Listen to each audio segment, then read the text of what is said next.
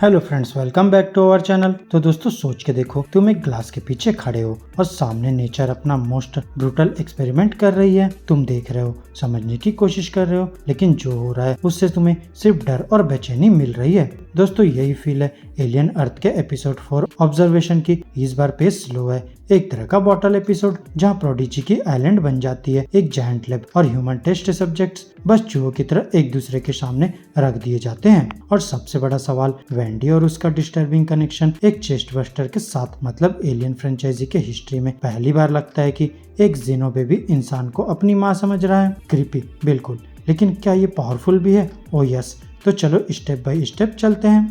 Wendy की सुनवाई बंद। दोस्तों, एपिसोड की शुरुआत होती है वेंडी के साथ। लास्ट वीक के क्लिफहैंगर के बाद वो लिटरली डीप हो गई है। उसके सिंथेटिक बॉडी के अंदर एम्ब्रियो की साइकिक नॉइज ने उसके ऑडियो सिस्टम को फ्राई कर दिया है। यहाँ प्रोडिजी के साइंटिस्ट मैरिड कपल सिल्वियास और किर्श उसे रिपेयर करने की कोशिश कर रहे हैं। और तभी एंट्री होती है बॉय कैवेलियर की। यहाँ बॉय हर जगह अपनी मैनिपुलेटिव एनर्जी लेके आता है और इस बार भी सबके बटन्स प्रेस कर देता है। वो चाहता है कि वेंडी को टेस्ट किया जाए क्योंकि उसका कनेक्शन एम्ब्रियो से डेंजरस भी है और यूजफुल भी। यहाँ इजी डेविस का डेम सिल्विया उसके कमेंट से हर्ट होती है। It's an IT issue, not a gap session. लेकिन सच ये है कि बॉय के लिए सब लोग सिर्फ टूल्स हैं। अब दोस्तों, यहाँ हर्मिट प्रोटेस्ट करता है, लेकिन उसे तुरंत याद दिलाया जाता है कि उसके नए लंग भी प्रोडिजी की प्रॉपर्टी है। मतलब ये लोग इंसान नहीं, असिस्ट है। तभी वेंडी एक ऐसी चीज करती है जो सबको शॉक कर देती है। वो अपने आप को एक्सप्रेस करती है बिना किसी गाइडेंस के, और पहली बार वो अपनी इंडिपेंडेंस डिक्लेयर करती है। I can speak for my self. और फिर वो एक डिस्टर्बिंग नॉइस जनरेट करती है, एक चिटरिंग क्रिकेट लाइक स्क्रीच जो एकदम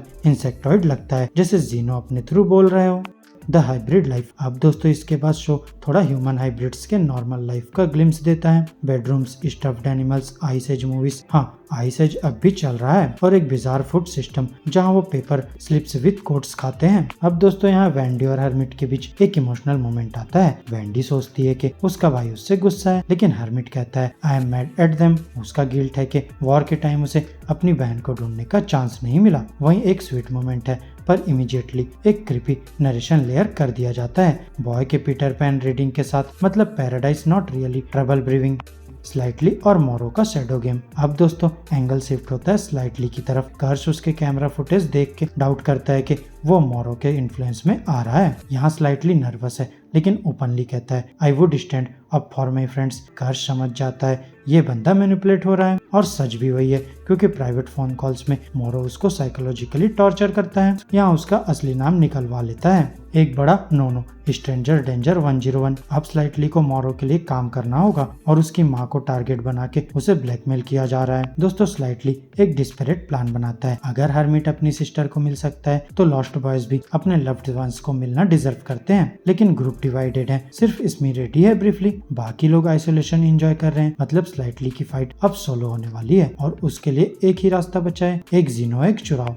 प्रोडिजी का ट्रू फेस। अब दोस्तों, एपिसोड के सबसे इम्पोर्टेंट डायलॉग में से एक आता है हर्मिट और प्रोडिजी के सीनियर एग्जीक्यूशन एटम के बीच। यहाँ क्लियर हो जाता है कि प्रोडिजी और द 5 एक ही एजेंडा पे काम कर रहे हैं, इमोर्टेलिटी बिजनेस, जहाँ रिच लोग मरना नहीं चाहते और एलियंस उनके लिए सिर्फ एक और टूल है डेथ को चीट करने के लिए। दोस्तों, और यहाँ बाकी छोटी छोटी चीजें भी इम्पोर्टेंट है, जैसे सिल्वियास, उनके बीच मोरल कॉन्फ्लिक्ट इंटेंस हो रही है। यहाँ आर्थर गुस्सा है कि बॉय सब खराब कर रहा है, डेम न्यूट्रल रहने की कोशिश कर रही है। यहाँ प्यार है दोनों में, लेकिन साइड डिफरेंट है। दोस्तों, ये फ्रैक्चर बड़ा होगा आगे जाके। निप्स सी इज द वाइल्ड कार्ड, अपने आप को प्रेग्नेंट समझ रही है, शायद है भी, लेकिन दोस्तों यहाँ कुछ और ही एलियन लेवल ट्विस्ट होने वाला है। उसका वायलेंट स्ट्रिक और अनप्रेडिक्टेबिलिटी उसे टिकिंग बॉम्ब बनाती है। और फिर डेम सिल्विया डर के उससे लेवल 3 इवेंट डिक्लेयर करने के लिए कहती है। Prodigies control. दोस्तों, हर्मिट के लंग और वेंडी के पिंकी प्रॉमिस, ये दोनों एग्जांपल्स दिखाते हैं कि प्रोडिजी लोगों को एकदम सब्टल और क्रूल तरीके से कंट्रोल करता है। और हाँ, एक और मोमेंट जो सबको डिस्टर्ब करेगा,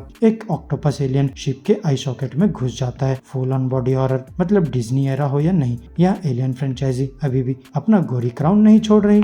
फाइनल थॉट्स, ऑब्जर्वेशन या डिटेंशन। दोस्तों ऑब्जर्वेशन एक स्लो एपिसोड है, एकदम ग्लास पेन के पीछे से देखने जैसा। यहाँ कैरेक्टर्स घुमा दिए जाते हैं एक ही आइलैंड के 4-5 रूम्स में और पेस डेलिबरेटली क्रॉल करता है। दोस्तों ये एपिसोड फ्रेंचाइजी के सबसे क्रिपी और गोरी शॉट से देता है, लेकिन इमोशनल डल हो जाता है। फिर भी एसेंशियल चीजें यहाँ सेट हो गई है। वेंडी और चेस्ट बस्टर का bond, potential alien mom figure, slightly का फोर्स्ड बीट्रेल अंडर मोरो, प्रोडिजी का इमोर्टेलिटी एजेंडा रिवील और निप्स का डेंजरस म्यूटेशन टीज। तो हाँ दोस्तों एपिसोड टर्ड हो सकता है पेसिंग के हिसाब से, लेकिन नैरेटिव सीट्स बहुत हैवी है और सबसे बड़ा जीनोमॉर्फ एसेंस वापस आ रहा है, क्रिपियर और पर्सनल तरीके से। तो फ्रेंड्स मेरी आज की इस वीडियो में बस इतना ही। आपको हमारी ये वीडियो कैसी लगी अपने थॉट्स कमेंट बॉक्स में शेयर कर सकते हैं, और अगर ये वीडियो अच्छी लगी हो तो वीडियो को लाइक करो, चैनल को सब्सक्राइब करो, और हाँ ऐसे ही लेटेस्ट कंटेंट के लिए बेल आइकन जरूर प्रेस कर लो। अब मैं मिलूंगा आपसे अपनी नेक्स्ट वीडियो में, तब तक के लिए बाय बाय दोस्तों।